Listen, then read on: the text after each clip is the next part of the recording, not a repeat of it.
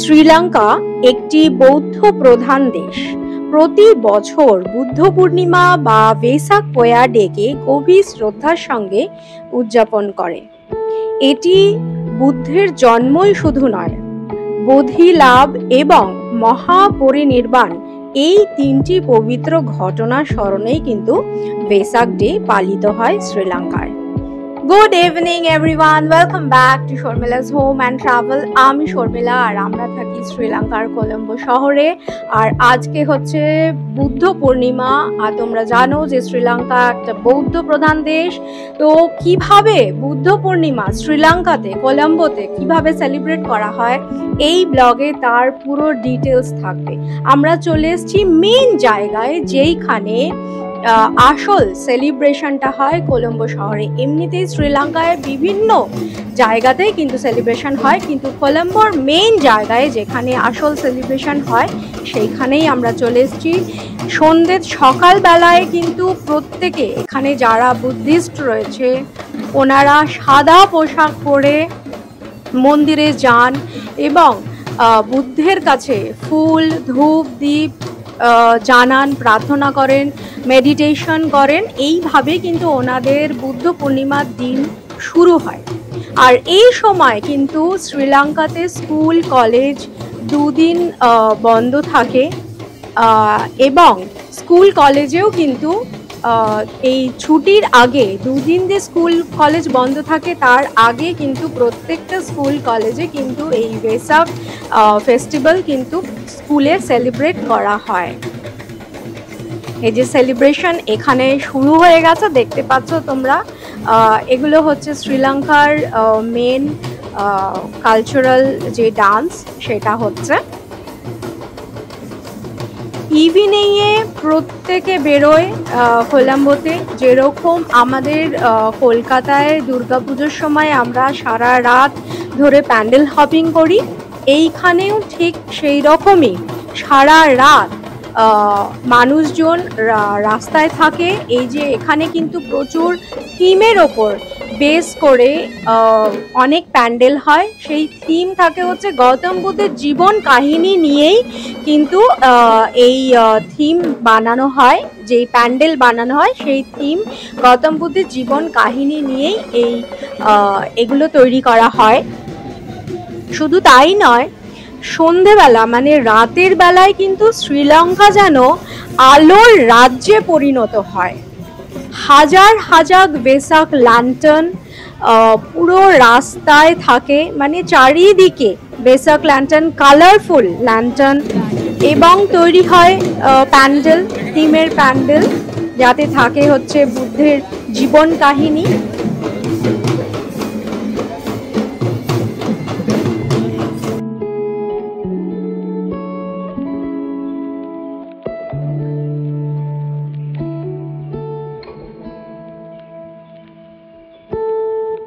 কলম্বোতে কয়েকটা দেশ থেকেও কিন্তু এখানে এসেছে।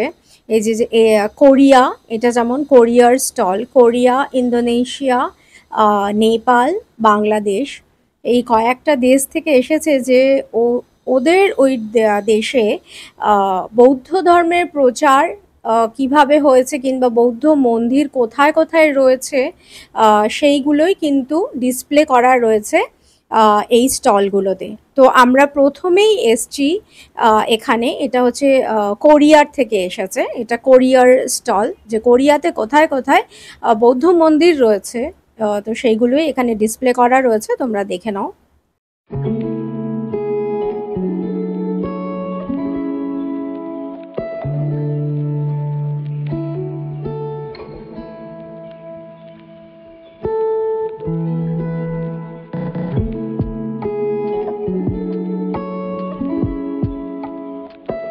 এখন আমরা চলে এসেছি ইন্দোনেশিয়ার স্টলে।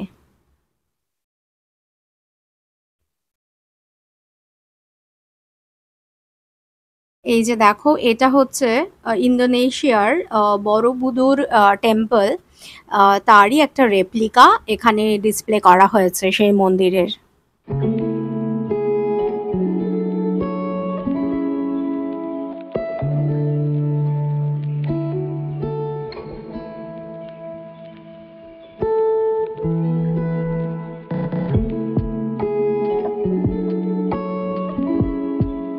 এখন আমরা চলে এসেছি নেপালের স্টলে। এগুলো সব ওখানে পরপরই রয়েছে এই স্টলগুলো, যেখানে ডিসপ্লে করা রয়েছে নেপালে কোথায় কোথায় গৌতম বুদ্ধের মন্দির রয়েছে। এই যে দেখো কি সুন্দর, এখানে গৌতম বুদ্ধের অন্য রূপের মূর্তি এখানে রাখা রয়েছে। Birth place of Gautam Buddha. আর এই জায়গাটা দেখো এত সুন্দর লাগছে দেখতে। আর এই যে সামনে পদ্ম ফুল দেওয়া, ভীষণ সুন্দর এটা করেছে। ওখান থেকে আমরা এখন এসছি বাংলাদেশের স্টলে। এটা হচ্ছে বাংলাদেশের স্টল, দ্য বুদ্ধিস্ট হেরিটেজ।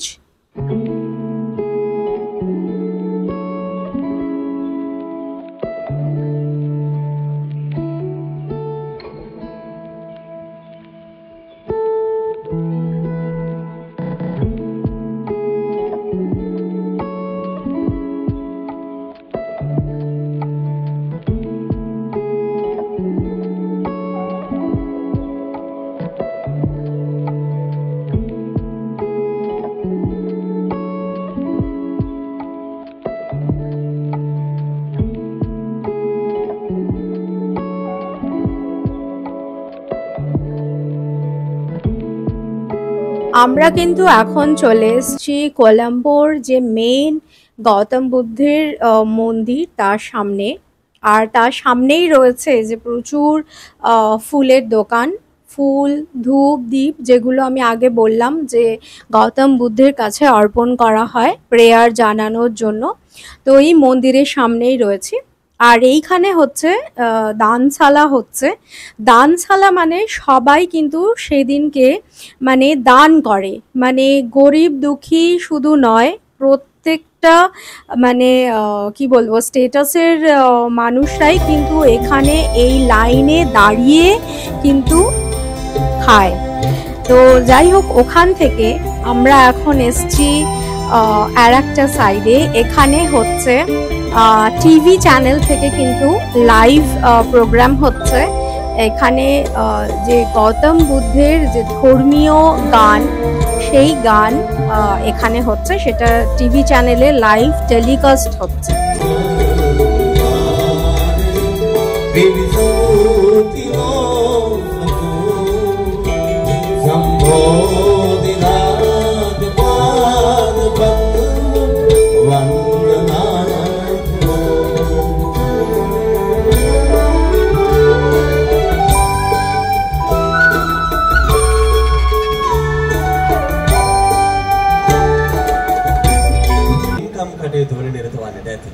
ඒ වගේම අද දවසේ උදාලම්බන ප්‍රීතිය ඔබේ සිත්හි දරාගෙන මේ මොහොතේදී ඔබ වෙසක් සිරියාසිරි නරඹන්නට මේ කොළඹ නගරයට ඒකරාශී පොදු සැදැහැගියෙන් ඔබේ සිත් නිවා සනසවාලන්නට ලෞතර බුදු පියාණන් වහන්සේගේ ගුණ කදම්බය।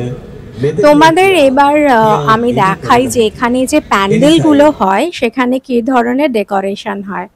এই যে দেখো, এইটা একটা প্যান্ডেল করেছে, মানে পদ্ম ফুল, মানে অনেক ধরনের পেপার, অনেক কিছু দিয়ে এই যে গৌতম বুদ্ধের এই জায়গাটা আর লাইটিংটা এত সুন্দর করেছে। এটা কিন্তু আর একটা প্যান্ডেল। প্যান্ডেলগুলো কিন্তু এখানে বেশ সুন্দর দেখার মতো হয়, খুবই মানে colourful, in the sense light দিয়ে জিনিসটাকে খুব কালারফুল করে।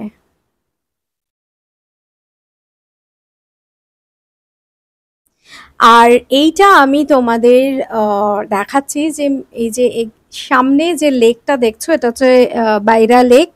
এখানে এই যে গৌতম বুদ্ধের মন্দির রয়েছে, মানে অনেকটা ওপর থেকে আমি এটা ক্যাপচার করেছি তোমাদের দেখানোর জন্য যে কোলম্বোতে এই পোয়া ডেতে, মানে ভেসাক পোয়া ডেতে, এই বুদ্ধ পূর্ণিমার সময় কত সুন্দর মানে লাইটিং করা হয়, কত সুন্দর মানে আলোতে যে কোলম্বো শহরটা কত সুন্দর যে ঝলমল করে, মানে হাজার হাজার ল্যান্টার্ন জ্বালানো হয়, সেই চমক, তার যে একটা অন্য রূপ কোলম্বোর, ভেসাকের সময়টা সেটাই তোমাদের সামনে তুলে ধরার চেষ্টা করেছি।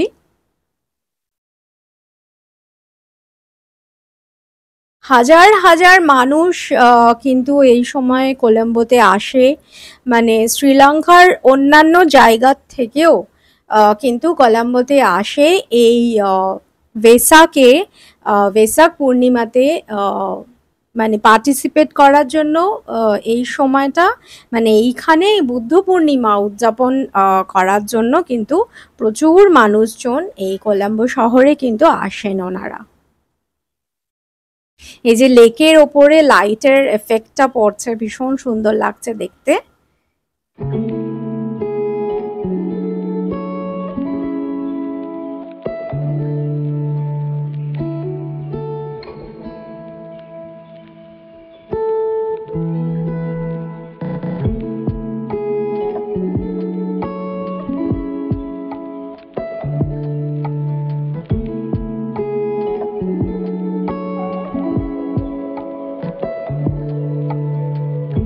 আমরা এখন এসছি একটা টিভি চ্যানেলের, এটা অফিস রয়েছে যে পাশেই। এখানে দেখো এই যে লাইভ মানে টেলিকাস্ট হচ্ছে, মানে প্রোগ্রামটা নিয়ে ভেসাক নিয়ে এখানে লাইভ টেলিকাস্ট হচ্ছে। তো যাই হোক, শ্রীলঙ্কার যে বুদ্ধ পূর্ণিমার ব্লগটা তোমাদের কেমন লাগলো সেটা প্লিজ কমেন্ট করে আমাকে জানিও। ভিডিওটা ভালো লাগলে একটা লাইক করো, শেয়ার করতে ভুলো না সবার সাথে। দেখা হবে তোমাদের সাথে নেক্সট আর একটা ব্লগে। ততক্ষণের জন্য তোমরা সবাই খুব ভালো থেকো, সুস্থ থেকো, সাবধানে থেকো। টাটা।